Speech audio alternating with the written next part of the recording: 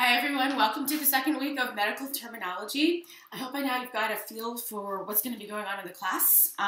Most of you should have done the first assignment, completed the quiz, and put your first entry in the form. And the first entry for the form was simply to introduce yourself to your group. This week we will have a full range of assignments. There will be a forum topic posted. There will also be an assignment to participate in the wiki, W-I-K-I. There's instructions for that on the site. And also we'll be doing lesson number 2. So there'll be an assignment in that, and also there will be a quiz. And this week I do have the assignment set for the regular deadlines that we're going to have throughout the semester. But if you have any problems about that, please let me know. I know some of you are still getting books. I heard there's an awful lot of snow coming your way. And it's still the start of the semester, so let me know what's going on. I think most everyone's taking the quiz, and I'm really sorry about the problem with the scoring of the quiz. I'm trying to figure out what to do about that. I didn't realize, but in the fill in the blank section, and if you don't put in exactly the answer that I put into the answer key, you will end up with an incorrect answer. So I am going through every single quiz and rescoring it. If you think I've missed anything, please let me know. Just because this is an online class and all the quizzes and everything are, run through software, there's still a human being, which is me, at the back end. So really, let me know what's going on. I wanted to note just a few things about the quiz. First of all, for that fill in the blank section, do not use hyphens. I don't put hyphens in the answer key. That's why some of you had incorrect answers, but that was easy to fix. Another thing about the fill in the blank quiz, it marked things wrong. If you put, membrane, backing up, make sure you spell things correctly. In one case, if you spell duck, if you're autocorrect, change this into duck. That was definitely going to get marked wrong. Obviously, a human would have caught that on a test. And, there's even the difference of, if you put membrane, connective tissue, or if you didn't put a slash there, but you put an or, that could have gotten marked wrong, even though it really is the right answer. So don't worry about the wording. Just put down whatever you have memorized, and I will go over it and make sure it's okay. There was also one answer that a couple of you got incorrect that I wanted to point out. It was for this word endongium. Okay. This word broke down into end. Not there. Eum. Try to clean that up. And this little part of the word was what confused a lot of you. Unfortunately, there's more than one way to say in ancient Greek. There's N, which some of you put down, and there's N, E-N-D. This was the correct answer. So not a really big deal, but just one letter difference. So keep those things in mind. Also, yes, this root word was actually A-N-G-I, but combined with the suffix I-U-M, the two I's turn into one. So that happened in a couple of other words. So when, in other words, we combine the Greek roots with the suffixes and the prefixes, sometimes letters fall out. And that is what can make this kind of confusing. Also, another word that a couple of you missed that I wanted to point out was the prefix peri. Peri. This means around, such as the word perimeter.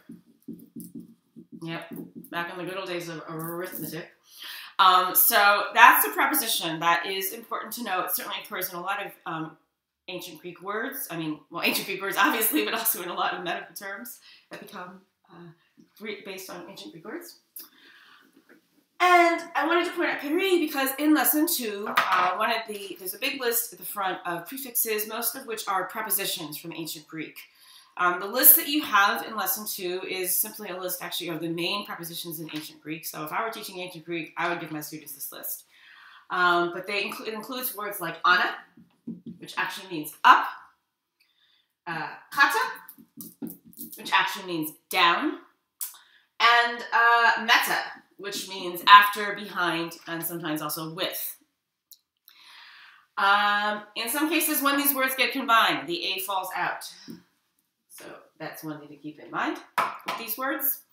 Also, this word ana, be real careful. It obviously looks a little bit like or on, which we have learned is a prefix meaning lacking or without. So keep in mind, you know, one thing about this class is what you learn in lesson 1, you're still going to have to know for the midterm, for the final, and of course for your career in the health professions. So there's going to be a lot of words. Just wanted to emphasize that. And I don't know how some of you are working on memorizing this. You don't necessarily have to make flashcards, though I can't think it can be helpful. But one thing that I think is really helpful is to, in some way, actually write the words out by hand, or maybe some of you are typing them out for your homework. It's obviously very tempting, perhaps just to study the words in the book, and that it can be a fine solution, but I feel that this is the language teacher in me coming out. Active learning is always to be emphasized or preferred, and in the case of having to learn long lists of words, I still feel that writing it out by hand can actually help you focus on it. And then you can turn on some music. I don't recommend necessarily watching a video, I find that distracting, but music, memorizing words, it's a good combination, I think. Okay, so lots of prepositions. That's a big thing on the list this week. And another word about this chapter. And this is also about the issue of combining forms and adding connective vowels, which I hope was clear. Most of you seem to do okay with that. This is the story. So in lesson 1, the root words, the combining forms that the book gave you were words like, forget that pen.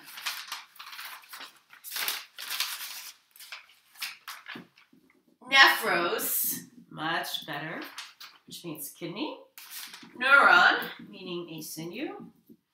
Or the word, for instance, psyche, which means soul, something related to the mind.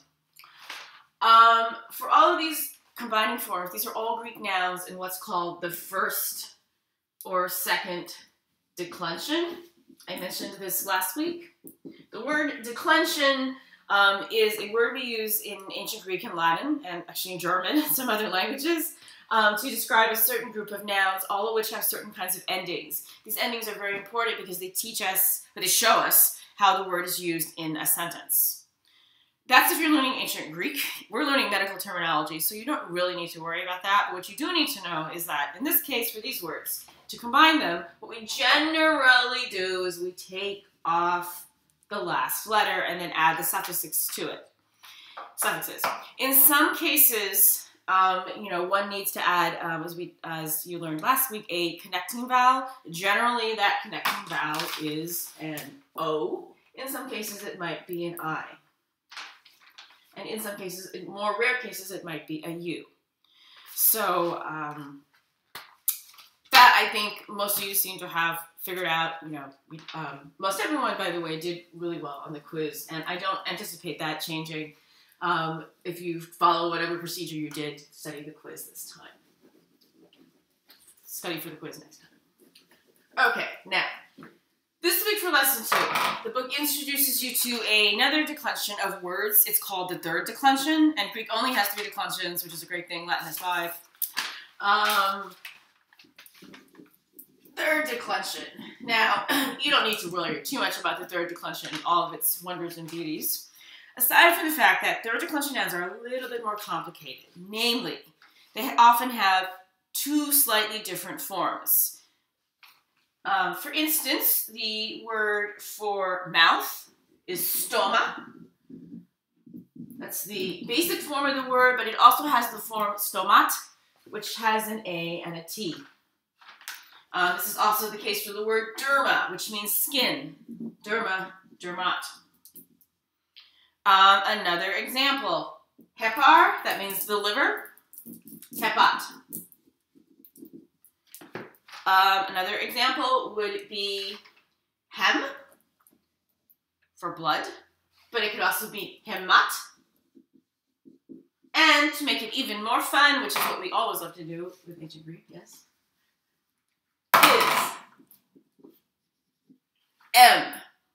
So for blood, you could have hem, hemat, or M. These all occur in words in the exercises for this week.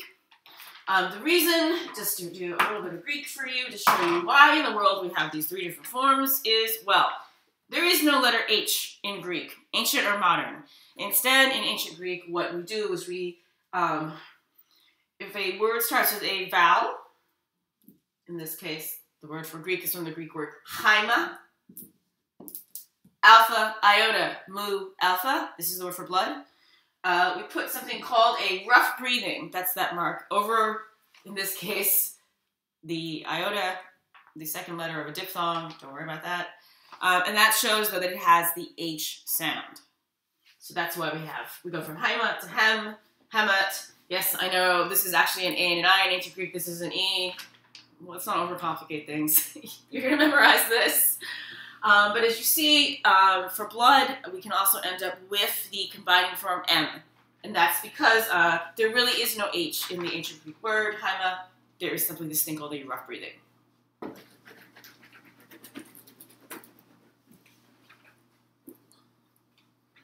Okay, I'm just going to do a few of the even numbers from some of the exercises. I think we have the odd numbers this week, so make sure you're doing the right ones. One person I think did the wrong evens or odds in the exercises last time, so it's not a big problem if you do that because you should be. It's all good practice, but it will be more helpful to you to do the ones that we're all doing together. Okay, so just a few words about breaking up words. This is from exercise 1 in lesson 2. It's number 4. Ana, sto, moses.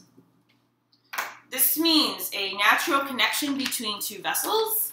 So it breaks up as ana, that's the prefix that means up, stom, and osis. And I would suggest that with this, you break a word up into as many words, as many parts as possible.